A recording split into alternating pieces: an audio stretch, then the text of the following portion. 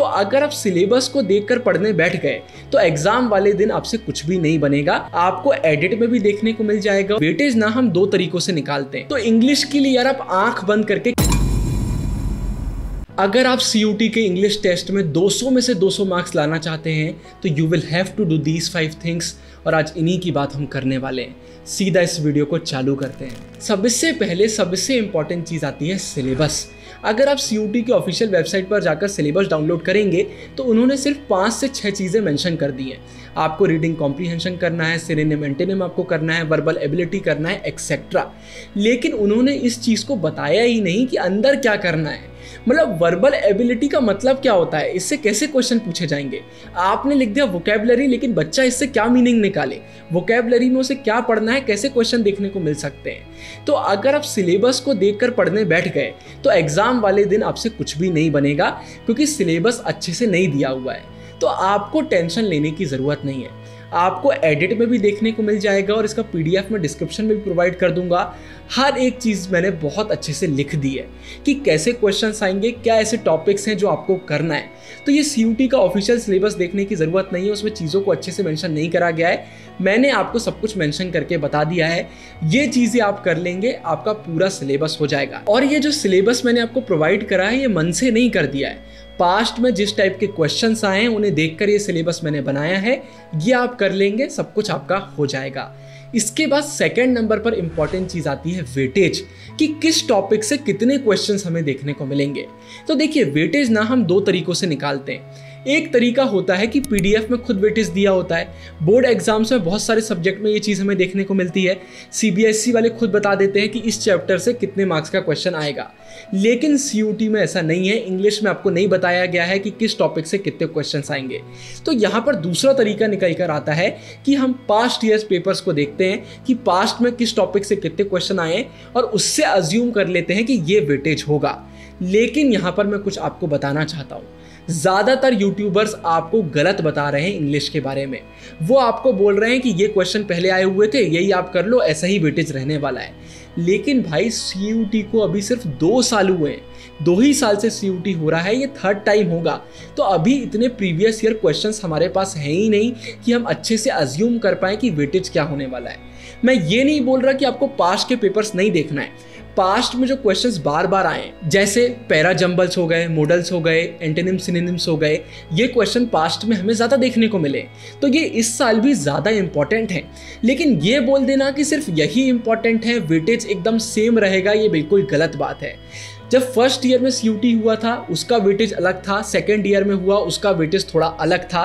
तो चांसेस है कि इस साल भी वेटेज थोड़ा ऊपर नीचे हो सकता है। तो इन शॉर्ट मैं आपसे ये बोलना चाहता हूँ कि जो सिलेबस मैंने आपको प्रोवाइड करा है वो पूरा आपको अच्छे से करना है। और प्रीवियस ईयर क्वेश्चंस जिन टॉपिक से आए हैं उन्हें और ज़्यादा अच्छे से करना है। लेकिन ये सोचना कि वेटेज सेम रहेगा, ये बिल्कुल गलत है। आपको हर एक टॉपिक अच्छे से करना है, तभी आप सही से प्रिपेयर हो पाएंगे। फिर इसके बाद 3rd नंबर पर रिसोर्सेस, कि हमें इंग्लिश की पढ़ाई कहां से करना है। तो देखिए, रिसोर्सेस को भी ना 2 पार्ट्स में हम डिवाइड कर सकते हैं। पहले पार्ट में वो रिसोर्सेस आती हैं जो हमारे फाउंडेशन को बिल्ड करती हैं, मतलब हमारे बेसिक्स को क्लियर करती हैं। अगर आपको यही नहीं पता कि मॉडल्स का मतलब क्या होता है, सिनोनिम एंटोनिम्स का मतलब क्या होता है, एडवर्ब्स का मतलब क्या होता है, तो फिर आप क्वेश्चन आंसर कैसे अटेम्प्ट करेंगे। तो पहली रिसोर्सेस वो हैं जो हमारे बेस को क्लियर करेंगी, हमारे एक बेस को वो स्ट्रॉन्ग बनाएंगी। और इसके बाद सेकेंड टाइप में वो रिसोर्सेस आती हैं जो हमारी प्रैक्टिस करवाती हैं। मतलब हमने सिलेबस कर लिया, अब हमें प्रैक्टिस करना है, ज़्यादा से ज़्यादा MCQ सॉल्व करना है, रिवीजन करना है। यहां पर फिर सेकंड टाइप की रिसोर्सेस हमारे काम आती हैं। तो देखिए, फर्स्ट टाइप के रिसोर्सेज के लिए आपको कुछ भी नहीं करना है। यूट्यूब पर आपको हर टॉपिक की बहुत सारी वीडियोस देखने को मिल जाएंगी। तो जो सिलेबस मैंने आपको प्रोवाइड करा है वो सिलेबस का एक एक टॉपिक उठाते जाइए, यूट्यूब पे सर्च करिए और वीडियोस से अपना बेस क्लियर आप कर लीजिए।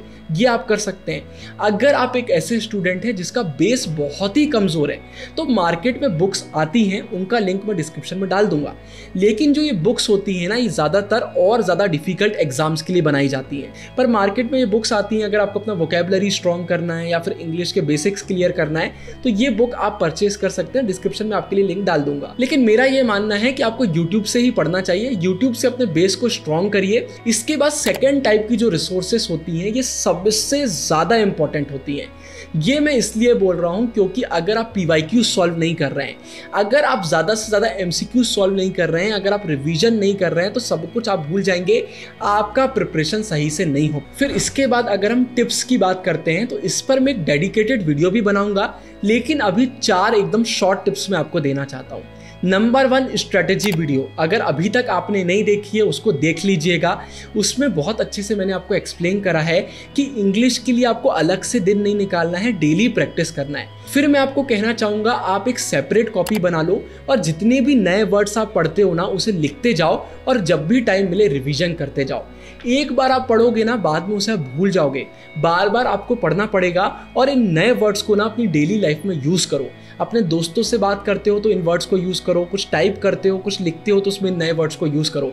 जब बार बार हम यूज़ करते हैं ना तो हमें याद हो जाते हैं, तो ये आप याद रखो। फिर मैंने आपको स्टार्टिंग में भी बताया बेसिक्स क्लियर रखो। अगर आपको यही नहीं पता है कि इन चीज़ों का मतलब क्या होता है तो उन चीज़ों के फिर क्वेश्चंस कैसे आप सॉल्व करोगे, तो आपके बेसिक्स क्लियर होना बहुत ज़्यादा ज़रूरी है। और आखिरी टिप प्रैक्टिस। मैंने आपको क्या कहा, आपको ज़्यादा से ज़्यादा प्रैक्टिस करना है।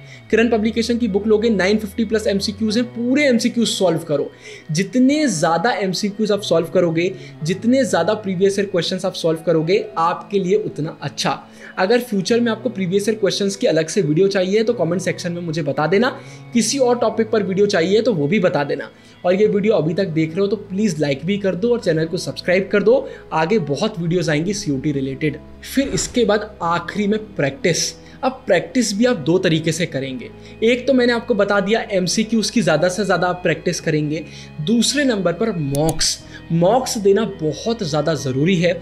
मॉक्स देने से हमारा रिवीजन हो जाता है और सबसे इंपॉर्टेंट टाइम मैनेजमेंट में दिक्कत नहीं होती है। अगर आप सीधे एग्जाम वाले दिन पेपर दोगे ना, टाइम मैनेजमेंट में प्रॉब्लम हो जाएगा, लेकिन पहले से अगर आपने मॉक्स दिए होंगे तो ये प्रॉब्लम पूरी तरीके से सॉल्व हो जाएगी। तो मॉक्स आपको फ्री में भी मिलते हैं, पेड में भी मिलते हैं। अगर हम फ्री की बात करते हैं तो बुक्स अगर आप परचेज करेंगे, यहाँ पर मॉडल पेपर्स आपको देखने को मिल जाएंगे, बहुत सारे क्वेश्चंस देखने को मिल जाएंगे, तो टाइमर लगाकर आप खुद मॉक्स दे सकते हैं। लेकिन अगर आप पेड की तरफ जाते हैं तो मैंने आपको पुरानी वीडियोस में भी बताया था, एग्जाम फैक्टर ने लॉन्च करे हुए हैं COT के लिए मॉक्स, तो आप उनके मॉक्स देख सकते हैं। डिस्क्रिप्शन में लिंक मैं आपके लिए डाल दूंगा। और अगर आप मेरा कूपन कोड GURU-EF10 यूज़ करेंगे तो एडिशनल 10% डिस्काउंट भी आपको देखने को मिल जाएगा। तो उनके मॉक्स मैंने रिव्यू करे हुए हैं, बहुत ही शानदार मॉक्स हैं, इसलिए मैं आपको रिकमेंड कर रहा हूँ। तो आपको अगर फ्री करना है तो बुक से आप कर सकते हैं, लेकिन अगर आप थोड़ा मनी इन्वेस्ट कर सकते हैं तो मेरा मानना है कि आप पेड भी ले सकते हैं। अच्छी टाइमर से प्रैक्टिस हो जाती है तो एग्जाम वाले दिन टेंशन नहीं होती है। तो ये चीज़ें आपको करना है। आई होप इस वीडियो से आपको बहुत कुछ सीखने को मिला होगा। ऊपर एंड स्क्रीन में टिप्स वाली वीडियो डाल रहा हूँ COT की, वो टिप्स आपको पता ही होना चाहिए। आगे बहुत सारी वीडियोस आएंगी COT रिलेटेड। डिस्क्रिप्शन में सारे लिंक्स मिल जाएंगे। किरण पब्लिकेशन की बुक का लिंक मिल जाएगा, बाकी जितनी बुक्स बताई सबका लिंक आपको डिस्क्रिप्शन में मिल जाएगा। तो डिस्क्रिप्शन जरूर से चेक करिए। आगे जिन भी टॉपिक्स पर वीडियो चाहिए आप कमेंट सेक्शन में बता सकते हैं। लाइक करिएगा, शेयर करिएगा। साइनिंग ऑफ, गुरु टेहंगुरिया।